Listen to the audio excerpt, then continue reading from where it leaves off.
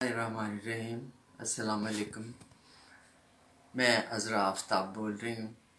आज जिस हस्ती के बारे में मुझसे अपने ख़यालात का इज़हार करने के लिए कहा गया है, वो दुनिया की बहुत बड़ी लिखारी, बहुत बड़ी लिखने वाली और बहुत अजीम हस्ती थी, बानो कुद्सिया आपा।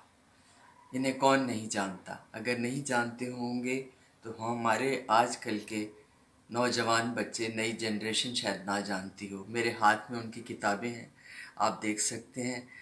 खुदा उन्हें करवट करवट जन्नत नसीब करे। वो इन किताबों में हमें ऐसे सबक दे गई हैं, ऐसे लेसन सिखा गई हैं, ऐसी तरबियत कर गई हैं हमारी, कि हम आज अपनी इन किताबों की वजह से जो तरबियत हुई है उसके लिए हम इनके हमेशा मशकूर रहेंगे। और मेरा ख़्याल है हमारी आने वाली नस्लों को भी चाहिए कि वो ये किताबें ख़रीदें, पढ़ें और इन्हें पढ़कर इनके जो ख़यालात थे, इनके जो मैसेज हैं, वो उस पर अमल करें और अपनी ज़िंदगियों को सही बनाएं और अपनी ज़िंदगियों को सही रास्ते पर डालें।